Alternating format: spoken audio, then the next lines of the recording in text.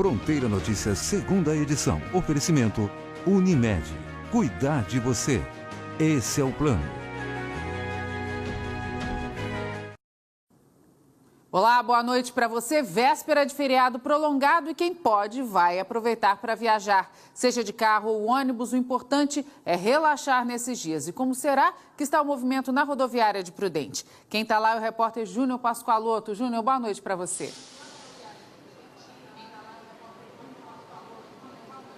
Oi, Cíntia. Boa noite para você, boa noite a todos. Olha, a movimentação já está intensa aqui na rodoviária, viu? A expectativa, segundo a Prefeitura, é que passem por aqui cerca de 11 mil pessoas nesses 3 dias de feriado prolongado. Um aumento de 30% em relação aos dias normais, já que normalmente passam por aqui 3 mil pessoas. Serão disponibilizados 25 ônibus extras pelas empresas. Mas se você vai viajar, tem alguns cuidados que tem que tomar. Tem que estar com o documento com foto. Se tiver acompanhado com alguma criança, essa criança tem que estar também com o documento ou certidão de nascimento.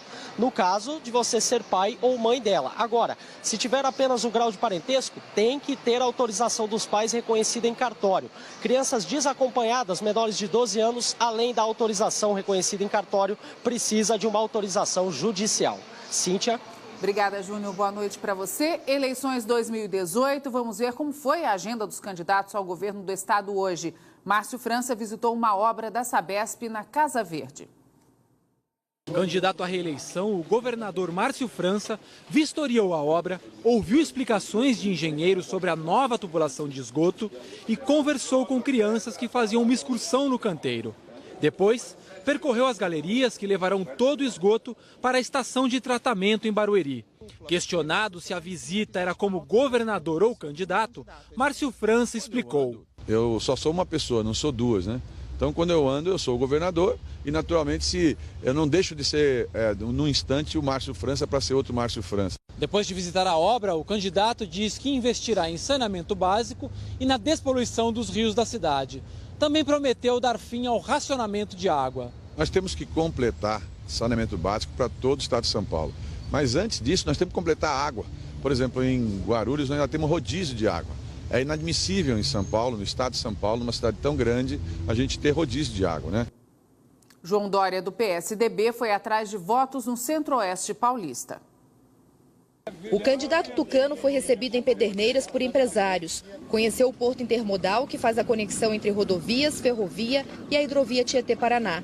Pelo Rio, São Paulo se conecta a 5 estados. A produção agrícola chega por barcos e segue para o Porto de Santos de trem ou caminhão. O candidato prometeu melhorias com dinheiro da iniciativa privada. Há recurso em abundância no plano internacional e com interesse em investir no Brasil. Investidores da China, da Arábia Saudita e do Oriente Médio têm interesse nesse investimento. Não apenas no intermodal específico da hidrovia, mas também em ferrovias. E é assim que nós faremos modernização com recursos privados, gerando empregos, oportunidade e modernidade no transporte de carga, passageiros e também para o turismo. O candidato também visitou uma indústria de peças agrícolas e falou sobre geração de emprego. A agenda pública terminou em Jaú, onde Dória conheceu a Santa Casa e o polo produtor de calçados da cidade. Paulo Scaff, do MDB, visitou empresas na região de Campinas. Foi uma longa caminhada entre máquinas e robôs. Paulo Scaff, do MDB, percorreu os corredores de uma fábrica em Jaguariúna, que produz 1 milhão de celulares por mês e emprega cerca de 3.500 pessoas. Ainda de manhã, visitou uma indústria de plásticos com 900 funcionários. A região de Campinas é um importante parque industrial do estado. Uma das propostas que o candidato destacou aqui em Jaguariúna foi a geração de emprego para setores de alta tecnologia.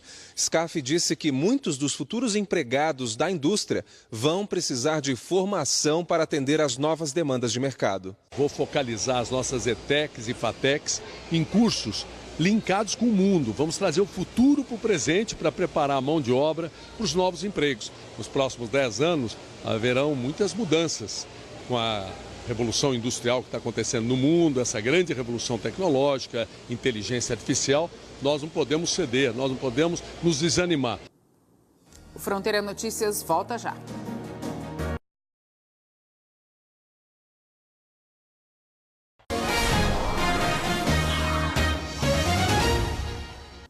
O O Datafolha divulgou hoje uma nova pesquisa de intenção de voto para o governo do estado. A pesquisa foi contratada pela TV Globo e pelo jornal Folha de São Paulo. A margem de erro é de 2 pontos percentuais e o nível de confiança é de 95%. Isso significa que, considerando a margem de erro, a chance do resultado retratar a realidade é de 95%. Vamos aos números. João Dória, do PSDB, tinha 25% na primeira pesquisa e manteve o mesmo número agora. Com a margem de erro, tem entre 23% e 27%. Paulo Scaff, do MDB, aparecia com 20%, agora tem 23%. Com a margem de erro, entre 21% e 25%, e está tecnicamente empatado com Dória. Márcio França, do PSB, somava 4%, agora 8%.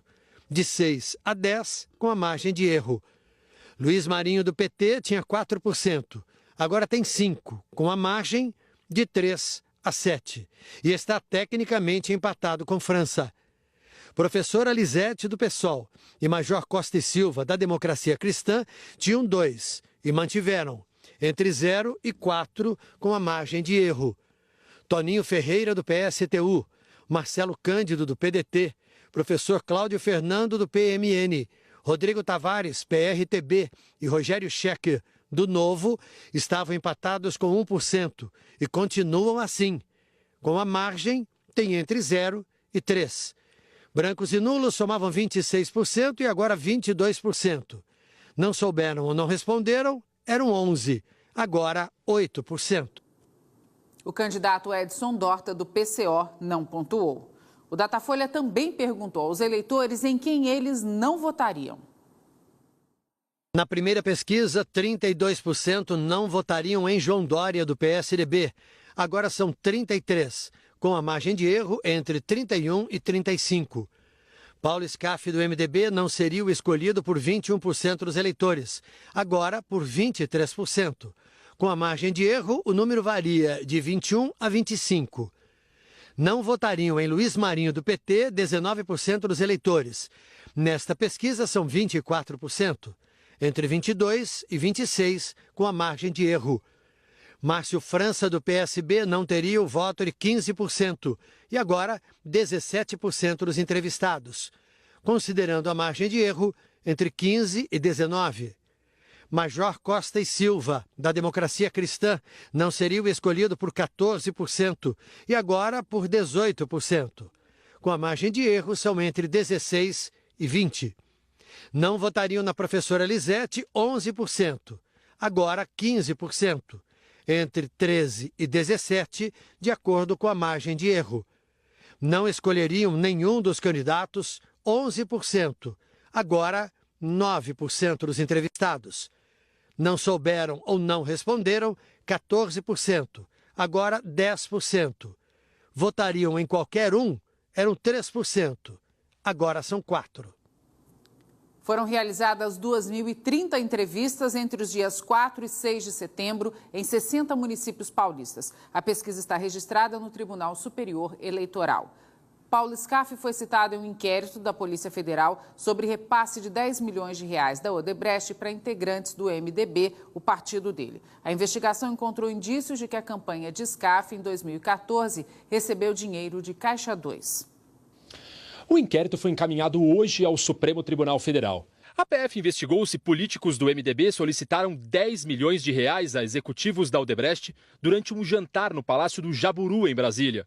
E concluiu que, desse total, 5 milhões foram repassados para a primeira campanha de Paulo Scaff ao governo de São Paulo por meio de Caixa 2.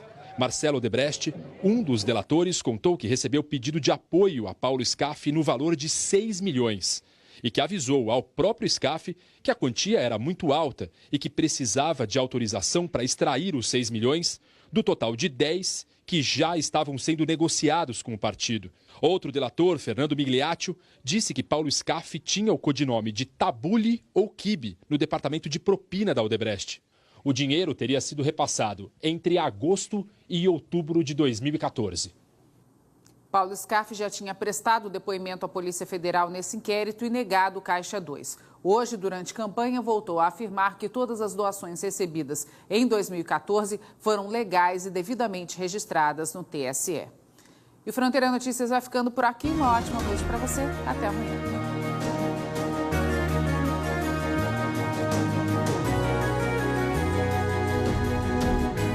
CYB 876, TV Fronteira, Presidente Prudente, São Paulo.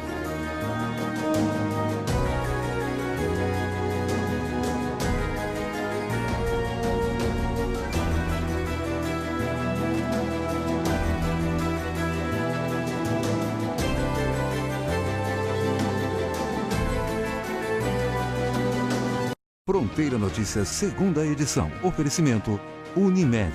Cuidar de você. Esse é o plano.